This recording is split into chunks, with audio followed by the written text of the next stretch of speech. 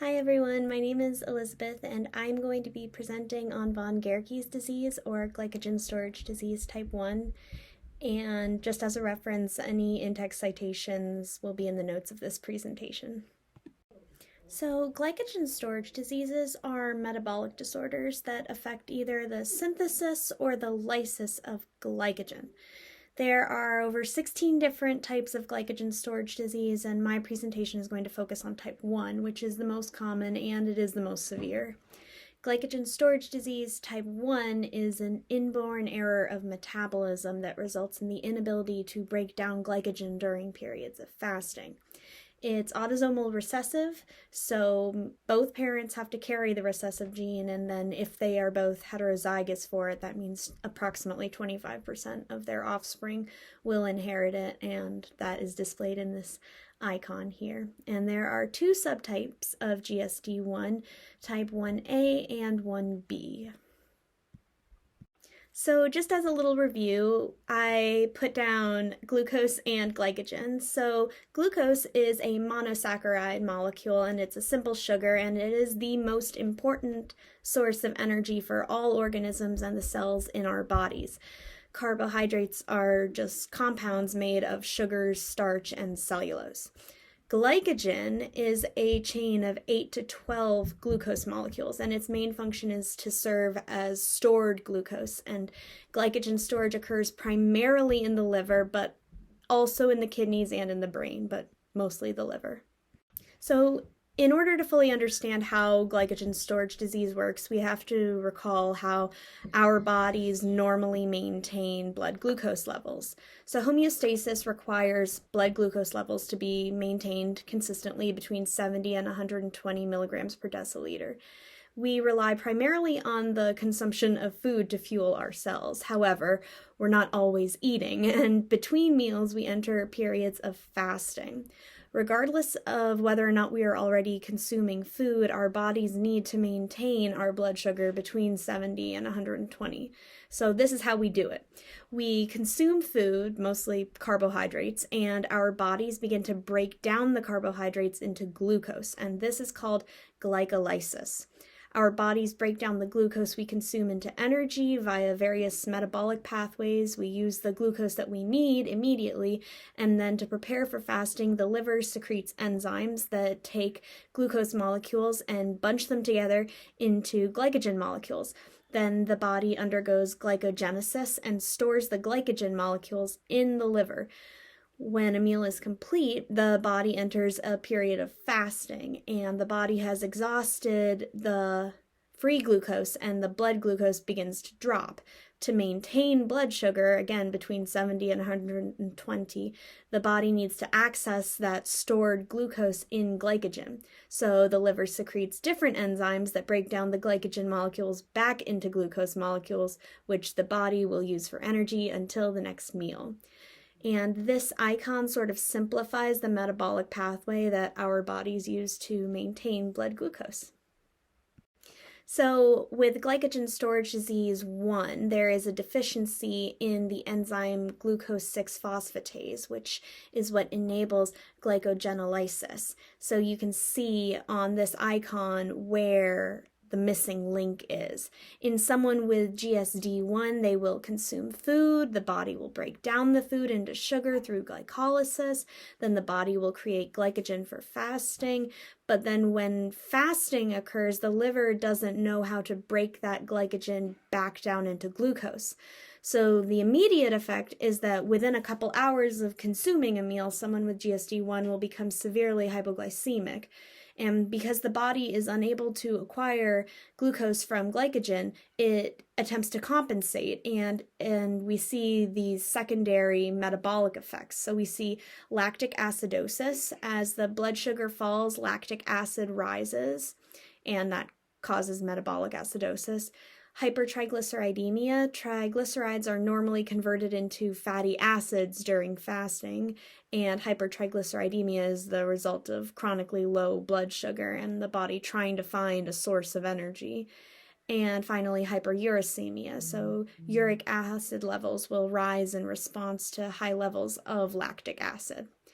The non-immediate effect involves the accumulation of stored glycogen molecules primarily in the liver, and that causes hepatomegaly and fatty liver. So I'm a very visual person, and this is an animation that basically shows everything that I just said, simplified. This first step is glycolysis, breaking down carbs into glucose. Next, we have our cell using the glucose that it needs immediately, and then all of the extra free glucose gets turned into glycogen, and that is glycogenesis. Now we have glycogen being stored in the liver for fasting. So now we've entered a period of fasting, and the enzyme G6-phosphatase is alerting our liver that we need glucose. So the glycogen is being broken back down into free glucose and released into the bloodstream. This is an example of how GSD1 works. So we have eliminated the enzyme, and as a result, the glycogen is just accumulating in the liver and it is becoming enlarged. So GSD1 is an inborn disease with very severe effects. Persons with GSD1 generally present as normal at birth and then will begin to manifest the effects of the disease within a few months. For their physical presentation, of course, we're going to see hepatomegaly, as you can see in these pictures, and possible adenomas due to the accumulation of glycogen. So the abdomen becomes very round and protuberant, and the liver will be very palpable upon examination. And imaging is going to reveal fatty enlargement and possible benign adenomas. We are going to see growth failure, so this is because of chronic hypoglycemia. Children will be of short stature and likely will have fallen several percentiles for height since birth. And this is because hypoglycemia prevents the body from receiving the nutrients that it needs.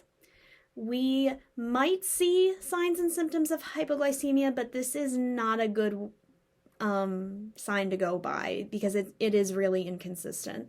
GSD1 hypoglycemia is often asymptomatic until blood sugar is critically low. So you're not going to see the trademark cold and clammy give them candy that you would with diabetes. Additionally, symptoms of hypoglycemia such as irritability and lethargy, they're not so easily distinguished from just normal infant behavior. And finally, we have signs and symptoms of metabolic acidosis because of the compensation mechanisms. So we're going to be seeing hyperventilation, possibly vomiting as an attempt to regulate blood sugar. In your labs, you're going to see hypoglycemia, hypertriglyceridemia, hyperuricemia, and elevated lactate. Also, type 1B presents with neutropenia. The reason for this is not fully understood, but what you will see is an increased risk of infection that accompanies that. So for diagnosis, the first thing that is going to indicate that something might be wrong is the hepatomegaly. Again, because hypoglycemia is not so easily distinguished from just having a fussy baby. In your labs, you're going to see hypoglycemia, but fasting hypoglycemia is not recommended because it can exacerbate the illness. It can be done, and if it is done, blood sugar will be critically low after 6 hours of fasting. Additional labs again include the elevated lactate, triglycerides, and the uric acid. For imaging, you can use an ultrasound or MRI to look for adenomas or any indication for enlargement. Genetic testing can confirm and then narrow down what type of GSD is exhibited by which missing enzyme. And then you have the carefully monitored fast, which again is not recommended. It is always done inpatient, and if you already have done the imaging and the genetic testing, it's unnecessary. When fasting is done, you will see hypoglycemia occurring rapidly, high levels of free fatty acids, and low levels of insulin, high levels of glucagon. Once diagnosed, A treatment plan needs to be formed because continuous severe hypoglycemia will lead to death. Treatment for GSD1 consists of three components, the triad of treatment, which is medical management, dietary management, and cornstarch therapy. First, let's look into medical management.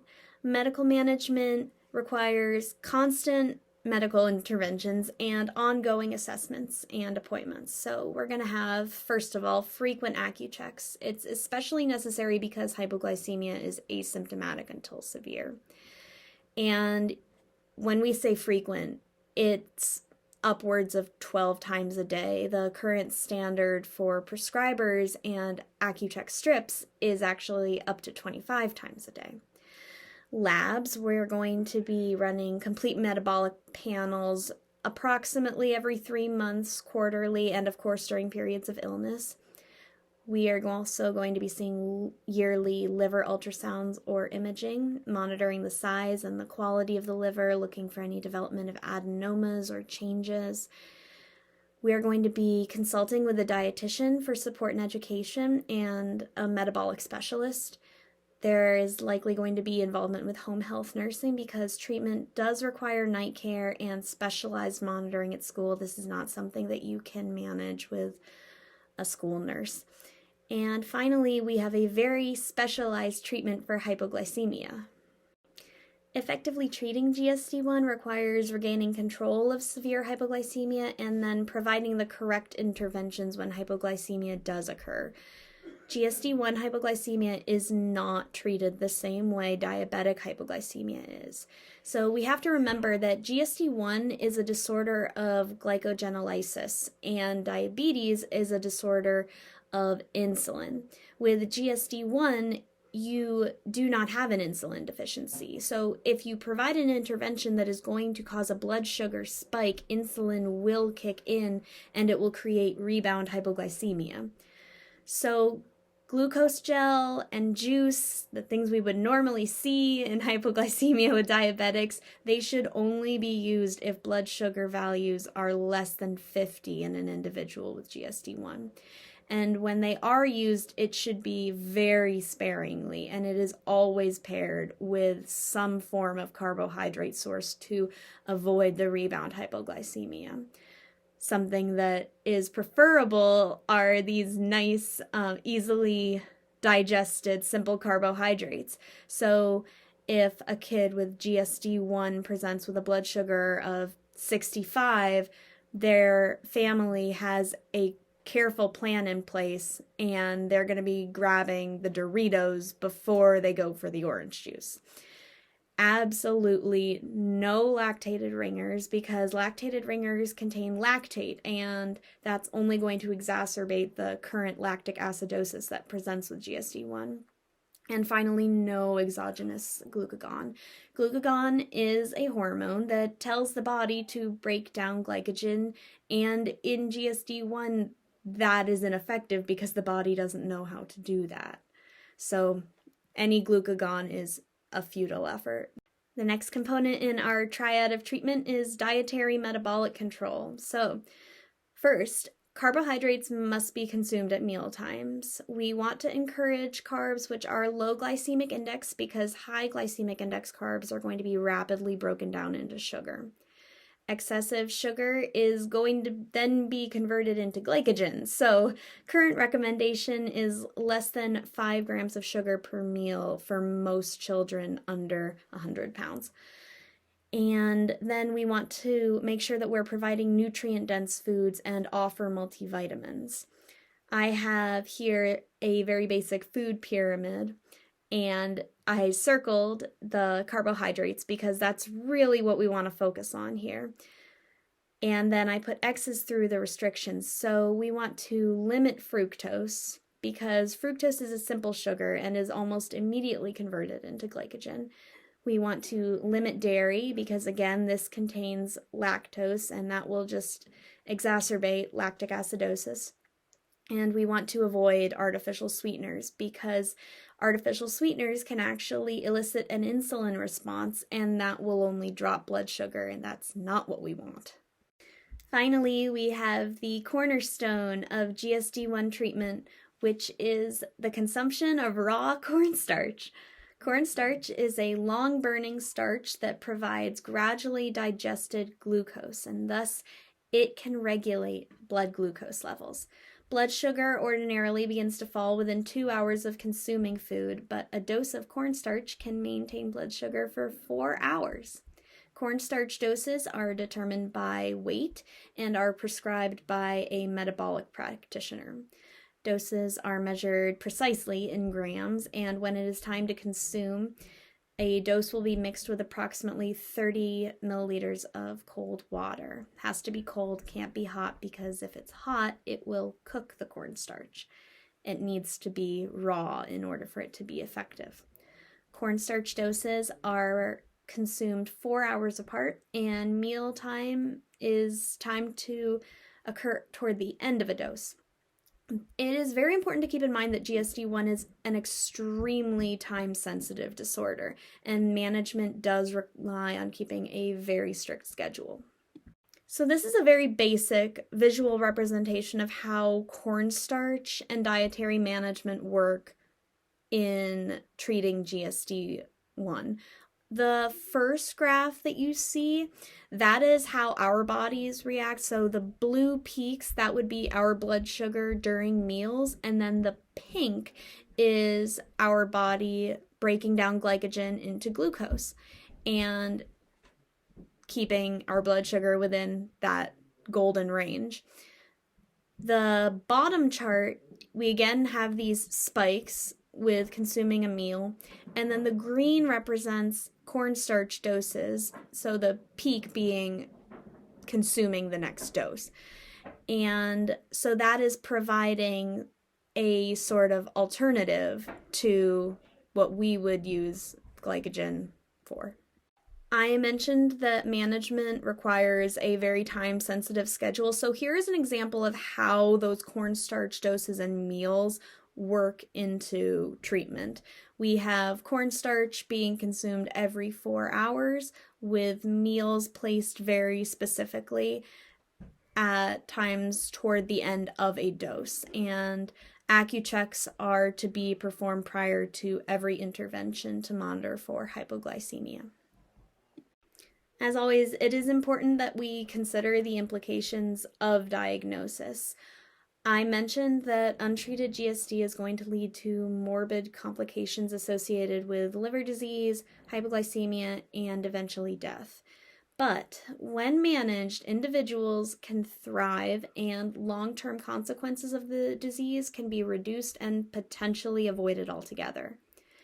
So we have the implications of GSD1. First, we have weight gain due to cornstarch therapy. In the previous example slide that I showed you, all of the cornstarch doses, when you add them up, they are 690 calories. Cornstarch contains approximately 4 calories per gram, and it has no nutritional value aside from maintaining blood glucose. Generally speaking, for an individual with GSD, about half of their day's allotment of calories are going to be consumed in cornstarch. So individuals with GSD1 are overweight or obese. They need 24-hour care. Cornstarch therapy needs to be maintained throughout the night, and it is extremely time sensitive. Continuous feeding is not well tolerated, and it is also not recommended. So it's better to be setting alarms for midnight, 4 a.m. to administer cornstarch. Continuous glucose monitoring prior to interventions to monitor for hypoglycemia.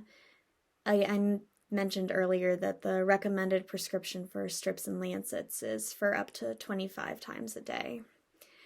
And continuous glucose monitors are available, but they are not as reliable as finger sticks. G buttons are standard in individuals with GSD1, and this is not necessary, but it's highly recommended because it provides a secondary method of feeding. This is very important in toddlerhood when you encounter refusing to eat, and also during night feeds. You don't want to be waking the kid up to try to get them to drink cornstarch. We are going to see exacerbated illness severity, especially with type 1B. Type 1B presents with that neutropenia and increased susceptibility to illnesses, and both types experience exacerbation of typical illnesses due to increased metabolic needs during sickness, which leads to hypoglycemia. Gastrointestinal illnesses can be extremely life-threatening because of the body's inability to keep food down. Sleep disturbances, this goes along with waking up every 4 hours to consume cornstarch.